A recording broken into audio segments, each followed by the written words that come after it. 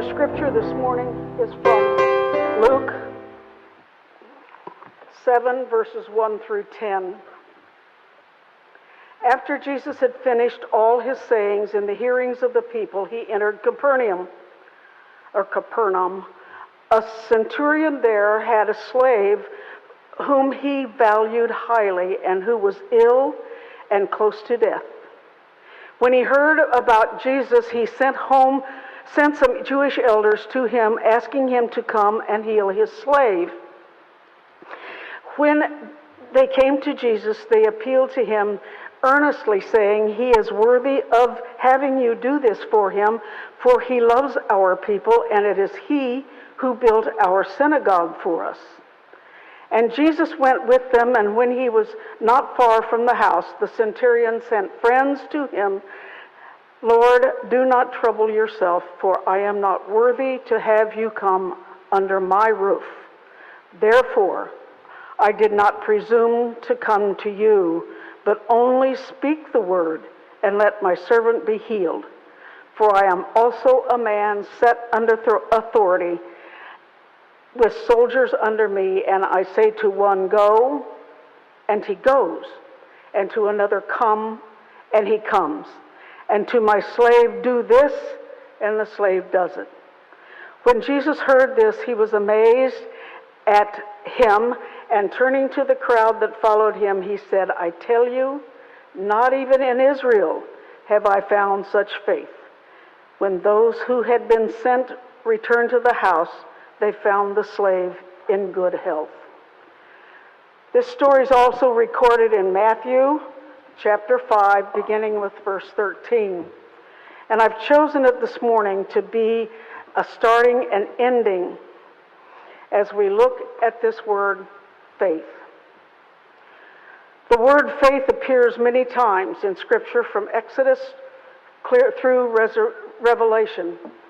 Jesus himself uses it so many times as a commendation, as a blessing, or as a scold.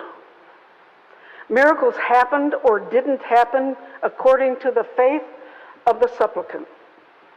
And he assures us that even a tiny bit of faith taking root in our hearts is enough to be able to do everything that Jesus does and more. So we look at the story of the woman with the blood flow, and she knew that it was just by touching Jesus' robe she would be healed. So in secret, without saying a word, she did so, and then was commended for her faith and was healed as well. Faith and persistence, a continuing petition, gave the blind man his sight, for he had continued to cry out for Jesus even after being told to shut up. You're being an interruption. His faith in Jesus' power was also evident in his accepting of whatever was needed to make the restoration of his sight possible. Even having spit made mud put to his eyes. Now, I don't know about you, but that phrase makes me cringe. I guess maybe it's the difference in time, but it makes me wonder, would I be willing to have that done to me? Spit and mud on my eyes? I'm not sure. It also makes me wonder what I am willing to do, to accept, or where would I be willing to go as a result of the faith I claim to have, or maybe not. Our faith can even be what someone else's healing is based on. The paralyzed man's friends were convinced that he needed to be taken to see Jesus and persisted in that goal, even to tearing up the roof of someone else's house to accomplish it. It was their faith that no mention is made of the paralytic's faith or the lack of it. But he was healed anyway because of the faith of his friends. The people that received miracles show that even though Jesus had come to the Jews first, his concern was for everyone. The boy called Legion was not Jewish, but Jesus healed him. And then he sent him home to tell others about what had happened and by whom. And that's a rather startling act as we remember the status of women and Gentiles in Jesus' time. Women were unreliable, and Gentiles were just dogs.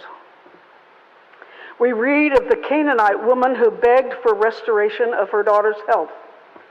Jesus tested her faith in him with derogatory sarcasm, but she could not be turned away from her goal, her daughter's healing. Her reward was her restored daughter and a commendation for her help, for her faith. She would not, regardless of what she endured. Again, persistence. Peter was commended for having the faith to step out of the boat onto water, to walk on that water, but then was scolded with the words, "Ye of little faith," when his doubt caused him to begin to sink. These words were used by Jesus often when noting the lack of faith in many instances. He also used them to the disciples as a whole when they were hiding after the resurrection. They still didn't believe that Jesus was alive, even though they had been told so twice by the women and the two men from Emmaus. Remember, women were unreliable. And he could perform no miracles in his hometown because of the general lack of faith. After all, he was only Joseph's son, a carpenter in their eyes. He couldn't be anything else, could he? We come back to today's scripture.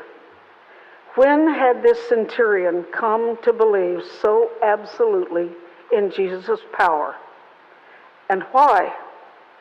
As a Roman centurion, he had very likely earned citizenship in the Roman Empire, and they had lots of gods of their own. What had led him to respect the Jewish faith, belief so strongly that he had built the town's synagogue? Why were the Jewish elders of this town pleading for his cause? For a Roman, no less. They were hated. He would not have grown up with the stories or the hope of Messiah. But somehow he recognized that Jesus' power was special. He also recognized his own unworthiness in the face of Jesus. And his demonstration of absolute trust or faith in Jesus resulted in the healings of his servant. Matthew states that he was healed in that very hour. He wasn't Jewish, but he earned Jesus' highest praise for his health. Never have I found such faith in all of Israel. These stories and words of Jesus are all from the Gospels, along with many more. The necessity of faith in Jesus and his life, death, and resurrection in our relationship with God is expounded and expanded over and over throughout the entire New or Second Testament. Paul points out that it is faith and only faith that saves us. The service and care we give to others is a manifestation of that salvation through faith. We can't earn salvation, but we can give thanks for it and follow Jesus' commands. So what is faith? How do we define it? What constitutes faith? Well, Hebrews 11, verse 1 reads, "Faith is being sure of what we hope for and certain of what we don't see." simply and clearly stated. None of us witnessed any part of Jesus' life, death, or resurrection. We do have the writings of those who did, and through them we have come to faith ourselves. I'll admit, my faith has not given me the ability to heal anyone, or move one mountain, or change water into wine, though I would like to do that one. What faith will do is compel us to live honest lives, honest in all things and with all people, to care for those less fortunate than we are, and to tell others at every opportunity our own story of faith, to tell others about the hope we have through that faith, to tell that our lives are not without purpose, that through Jesus' death is conquered and life is eternal. That is our hope and our certainty. If in Jesus we have put our faith, if we fully trust him, he is faithful to his promises. Will we be faithful to ours?